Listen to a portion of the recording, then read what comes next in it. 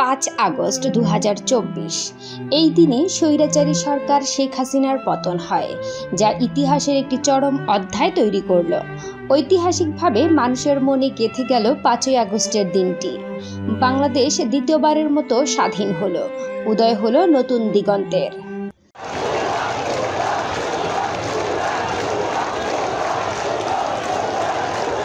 ছাত্র ও জনতার 23 দিনের দেশ কাঁপানো আন্দোলনে পতন হয়েছে আওয়ামী লীগ সরকারের।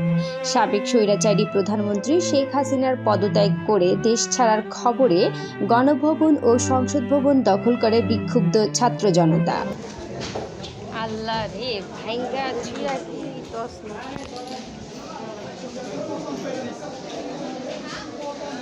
ছাত্র জনতার 16 বছরের ক্ষোভ প্রকাশ পায় গণভবন অর্থাৎ শেখ হাসিনার বাসভবন ও সংসদ ভবন ভাঙচুরের মধ্য দিয়ে।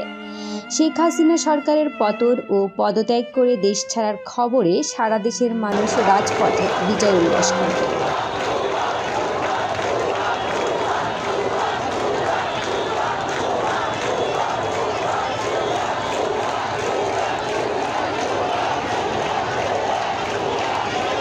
পরদিন 6 আগস্ট মঙ্গলবার গণভবন ও সংসদ ভবনের সামনে উৎসুক জনতার ভিড় দেখা যায়, তবে কাউকে গণভবনের ভিতরে প্রবেশ করতে দেওয়া হয়নি।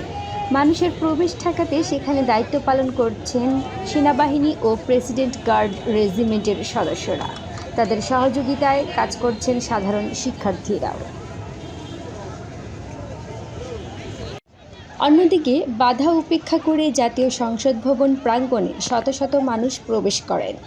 কেউ লোহার গ্রিল টপকে, কেউ বা বাঁকানো লোহার গ্রিলের ফাঁক দিয়ে ভেতরে গিয়েছেন। শত শত মানুষ সংসদ ভবনে প্রবেশ করার পর বিভিন্ন জায়গা ঘুরে দেখতে শুরু করেন। আবার অনেকেই উৎসাহ নিয়ে ওবায়দুল কাদেরের বাসভবন দেখতে গেলেন। সেখানে গিয়ে দেখা যায় ভাঙচুর আর পুড়ে যাওয়া ধ্বংসস্তূপের দৃশ্য। আবার ওবায়দুল কাদেরের বাসভবনের ভিতরে প্রবেশ করতে সদর দরজার সিঁড়িতে পড়ে থাকা সাবেক প্রধানমন্ত্রী ও ওবায়দুল কাদেরের ছবিতে লাথি মারতে দেখা যায়।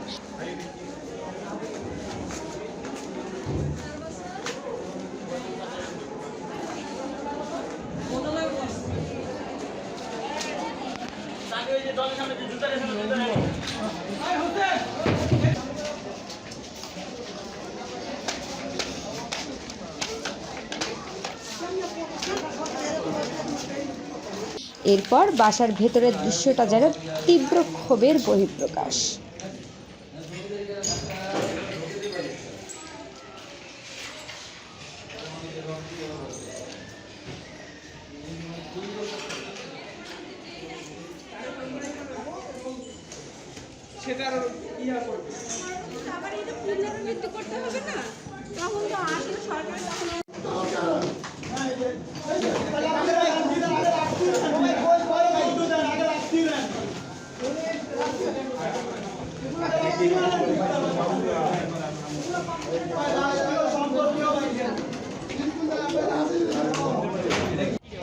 এরপর সংসদ ভবনের বাইরের সিঁড়ির কাছে গিয়ে দেখা যায় মানুষের উপচে পড়া ভিড়।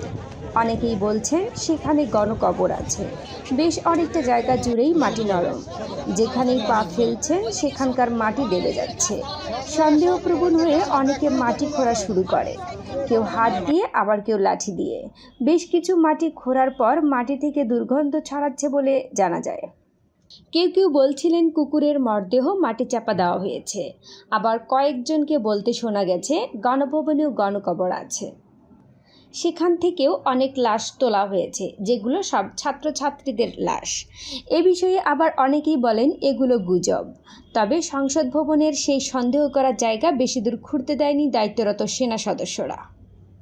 এর কিছুক্ষণ পরেই সংসদ ভবনের ভেতরে অবস্থান করা উৎসুক জনতাকে বের করে দেওয়া হয়।